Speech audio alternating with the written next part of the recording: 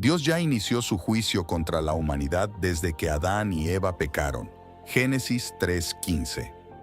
La Biblia registra que los juicios de Dios se dieron una y otra vez en contra del pecado de Israel y de las naciones que decidieron vivir en rebeldía contra Él y su ley. Uno de los juicios más significativos sobre la humanidad hasta ahora fue el diluvio en tiempos de Noé. Génesis 6:9. Sin embargo, ese no fue el juicio final, que sucederá cuando Cristo regrese. Esto significa que durante la actual era afectada por el pecado, hay juicios temporales, y el estado actual de todas las cosas también es temporal. Por eso en teología se habla sobre el estado intermedio, al referirnos a que tanto los creyentes como los enemigos de Dios que han fallecido están ahora en un lugar temporal mientras llega el juicio final. Los creyentes en el paraíso con Jesús y los no creyentes en el Hades esperando el juicio. Lucas 16:3, Apocalipsis 20:13. El desarrollo del juicio final. Cuando Jesús regrese, como el juez perfecto que es, hará una división entre las ovejas y los cabritos. Aunque algunos dividen el juicio final en dos partes, una parte del juicio en la segunda venida y la otra en el juicio del trono blanco después del reino milenial. El juicio final representa la resurrección de todos los que han muerto, tanto creyentes como no creyentes, para ser juzgados. Todos los que han muerto tendrán cuerpos de nuevo. Los que estamos en Cristo tendremos un cuerpo para disfrutar de la gloria de Dios, y los enemigos de Dios tendrán un cuerpo para sufrir su juicio eterno. La otra parte de lo que representa el juicio final son los diferentes grados de recompensa y los diferentes grados de castigo. En ese juicio no solo está el libro de la vida, sino también los libros de obras. Apocalipsis 20:12. Castigos y recompensas en el juicio final. ¿Has sido santificado por la obra del Espíritu Santo? Una de las evidencias de ser justificado por la fe en esta vida serán las obras de santificación como fruto del Espíritu. Jesús es quien juzga la motivación y la legitimidad de todas nuestras acciones. Mateos 7:21-23. Para entender mejor los libros de obras en el juicio del trono blanco, evaluemos de manera breve lo que la Biblia nos dice sobre los diferentes grados de castigo para los impíos, y evaluemos también el tribunal de Cristo, que describe los diferentes grados de recompensa. 2 Corintios 5:10. 1.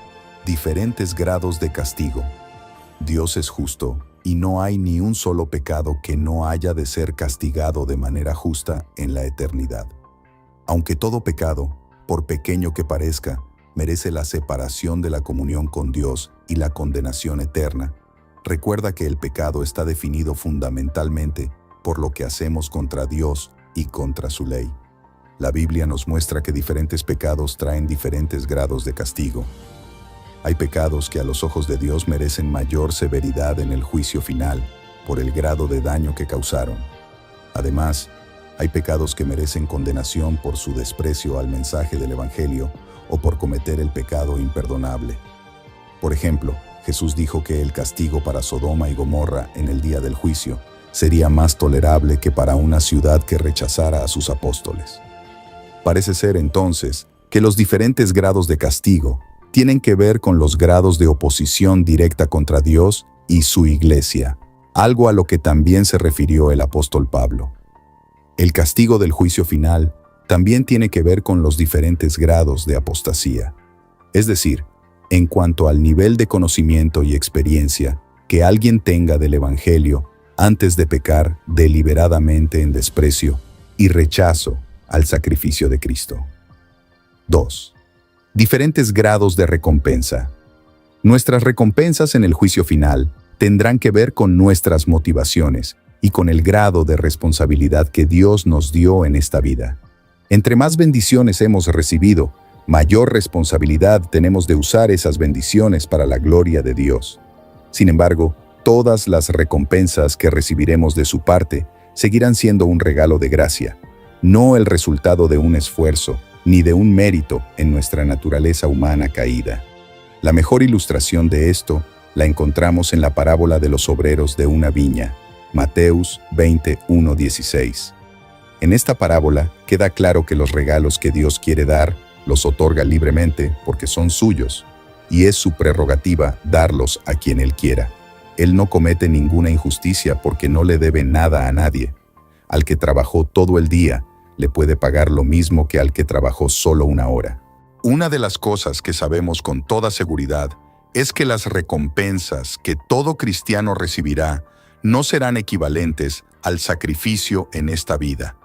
Es decir, no hay nada que pierdas ahora por causa del reino que no te sea recompensado mucho más en el reino venidero. El juicio final será causa de terror y tristeza para todos los que rechazaron el evangelio de salvación, y será causa de gozo y celebración para el pueblo de Dios. La Biblia es clara en que la muerte es el fin de todas las oportunidades. Hebreos 9:27 nos dice que cuando morimos, enseguida enfrentamos el juicio. Así que, mientras una persona viva tiene una segunda, tercera, cuarta, quinta, etc., oportunidad de aceptar a Cristo y ser salva. Juan 3:16, Romanos 10:9-10, Hechos 16:31. Una vez que la persona muere, ya no hay más oportunidades.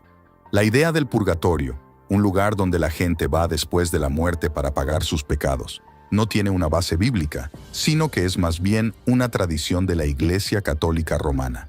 Para entender lo que le sucede al no creyente después de que muere, vamos a Apocalipsis 20:11-15, donde se describe el juicio del gran trono blanco. Aquí tiene lugar la apertura de los libros. Y los libros fueron abiertos, y otro libro fue abierto, el cual es el libro de la vida. Y fueron juzgados los muertos por las cosas que estaban escritas en los libros, según sus obras.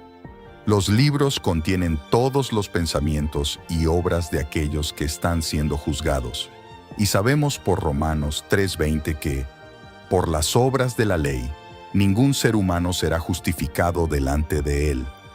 Por tanto, todos los que son juzgados por sus obras y pensamientos son condenados al infierno. Los creyentes en Cristo, por otra parte, no son juzgados por los libros de las obras, sino que sus nombres se encuentran escritos en otro libro, el libro de la vida del Cordero. Apocalipsis 21:27.